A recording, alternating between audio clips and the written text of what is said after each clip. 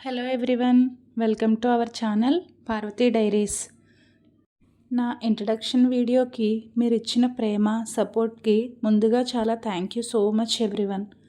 ఆ వీడియో చూసిన తర్వాత చాలామంది కామెంట్స్లో మెసేజెస్లో నన్ను 2 క్వశ్చన్స్ అయితే అడిగారు. మీరు డిగ్రీ చదివారు కదా, మరి జాబ్ ఎందుకు చేయట్లేదు? శౌర్యకి 5 ఇయర్స్ దాటిపోయాయి కదా, స్కూల్కి ఎందుకు పంపట్లేదు? ఈ 2 క్వశ్చన్స్కి సింగిల్ లైన్లో ఆన్సర్ చెప్పొచ్చు, కానీ ఆ సింగిల్ లైన్ వెనకాల మా 5 ఇయర్స్ స్టోరీ అయితే ఉందండి. ఆ స్టోరీలో ఒక పార్ట్ని మీతో ఈరోజు షేర్ చేసుకోవాలని అనుకుంటున్నాను. నిజం చెప్పాలంటే నేను కూడా అందరిలాగే చదువుకున్నాను. డిగ్రీ కంప్లీట్ చేశాను, దట్టు టాప్ మార్క్స్తో కంప్లీట్ చేశాను. మ్యారేజ్కి ముందు నాకు కూడా చాలా కలలు ఉండేవి. జాబ్ చేయాలని, నా కాళ్ళ మీద నేను నిలబడాలని, నా కుటుంబానికి సపోర్ట్ ఇవ్వాలని అన్నీ అనుకునేదాన్ని. మ్యారేజ్కి ముందు వరకు అయితే అలానే జాబ్ కూడా చేశాను, అండ్ మ్యారేజ్ తర్వాత కూడా అలానే అవకాశం వస్తే తప్పకుండా జాబ్ చేయాలని అనుకున్నాను. కానీ జీవితం మనం అనుకున్నది అనుకున్నట్టు ఎప్పుడూ జరగదు కదా. మా జీవితంలోకి శౌర్య వచ్చాడు. శౌర్య పుట్టిన ఆ రోజు మా జీవితంలో చాలా ఆనందాన్ని తీసుకొచ్చింది. వాడు ఎదుగుతున్న కొద్దీ మేము కూడా చాలా కలలైతే కన్నాం. టైం గడిచే కొద్దీ అండ్ వాడు ఎదుగుతున్న కొద్దీ వాడిలో కొన్ని డిఫరెన్సెస్ అయితే కనిపించేవి మాకు. అప్పుడు మొదలైంది మా అసలు జర్నీ. ఆ జర్నీ గురించి మాత్రం తర్వాత వీడియోస్లో డీటెయిల్డ్గా చెప్తాను. ఇప్పుడు మాత్రం చాలామందికి తెలియని ఒక విషయం చెప్తాను. శౌర్య ప్రజెంట్ స్కూల్కి అయితే వెళ్ళట్లేదండి. వాడికి థెరపీస్ అయితే ఇప్పిస్తున్నాం. థెరపీస్ అంటే మీరు అనుకున్నట్టు వారానికి 1 రోజో 2 రోజులో లేదా రోజుకు 1 గంటో అయితే కాదు. డే మొత్తం మ్యాక్సిమం టైం వాడు థెరపీ సెంటర్లోనే ఉంటున్నాడు. మార్నింగ్ సెషన్ 2 అవర్స్, ఆఫ్టర్నూన్ ఇంకొక 2 అవర్స్ వాడికి థెరపీస్ అయితే ఇప్పిస్తున్నాం. చాలామంది నన్ను బయట చూసినప్పుడు ఒక ప్రశ్న అడుగుతూ ఉంటారు, జాబ్ ఎందుకు చేయట్లేదు అని అడుగుతారు. వాళ్ళని తప్పు పట్టలేం, అలానే వాళ్ళ తప్పేమీ లేదు కూడా. ఎందుకంటే మా డైలీ లైఫ్ గురించి వాళ్ళకి ఏమీ తెలియదు.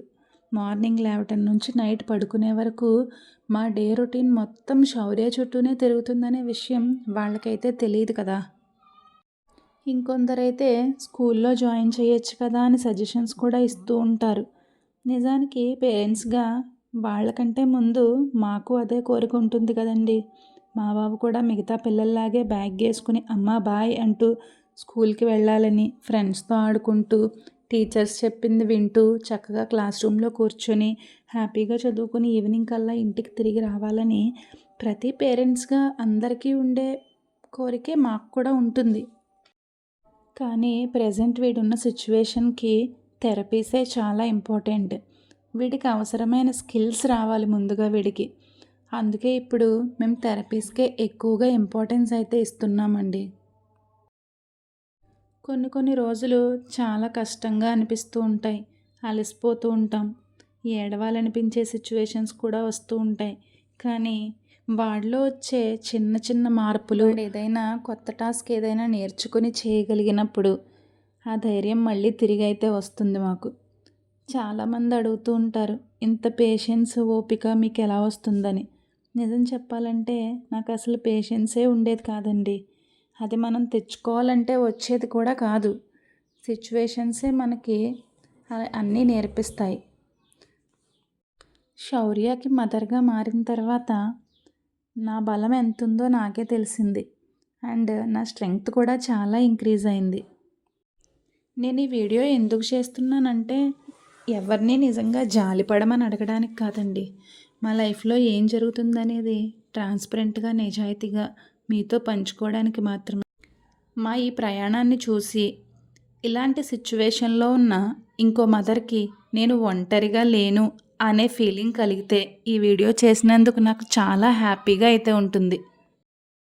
అసలు శౌర్యకి ఆటిజం ఉందని మాకు ఎలా తెలిసింది, మేము మొదట ఏ సిమ్టమ్స్ అయితే గమనించాము, ఇవన్నీ కూడా మీకు నెక్స్ట్ వీడియోస్లో అయితే డీటెయిల్డ్గా ఎక్స్ప్లెయిన్ చేస్తానండి నేను. ఈ వీడియో కనుక మీకు నచ్చినట్లయితే తప్పకుండా మీ ఒపీనియన్ని కామెంట్ సెక్షన్లో అయితే చెప్పండి. మీ సపోర్ట్ నాకు చాలా విలువైంది. నిజం చెప్పాలంటే ఈ వీడియో చేయడానికి నేను చాలా రోజులైతే ఆలోచించాను. ఈ విషయం అందరితో షేర్ చేసుకోవాలా వద్దా అని ఎన్నోసార్లు ఆలోచించాను. ఎందుకంటే అయ్యో మీ బాబు ఇలా ఉన్నాడా అని జాలిగా చూస్తారేమో, అయ్యో పాపం అనుకుంటారేమో, ఇంకా ఏవేవో మాట్లాడతారేమో అనే భయం నాలో కూడా చాలా ఉండేది. ఒక్క విషయం మాత్రం ఎప్పుడూ అనుకునేదాన్నండి, ఇలా నాలా ఇంకా ఎంతమంది పేరెంట్స్ సఫర్ అవుతున్నారు, బయటికి చెప్పుకోలేక వాళ్ళలో వాళ్ళే ఎంతమంది కుమిలిపోతున్నారు. వాళ్ళ పిల్లలకు మాటలు రావడం లేదనో, ఆటిజం అనో, ADHD డెవలప్మెంటల్ డిలేస్ అని ఇలా బయటకు చెప్పడానికి చాలా భయపడుతున్నారు. బయట వాళ్ళు ఏమనుకుంటారో, రిలేటివ్స్ ఏం మాట్లాడతారో, మన పిల్లల్ని వేరేలా చూస్తారేమో, ఇలాంటి భయంతో వాళ్ళ బాధను వాళ్ళే మౌనంగా మోస్తున్నారు.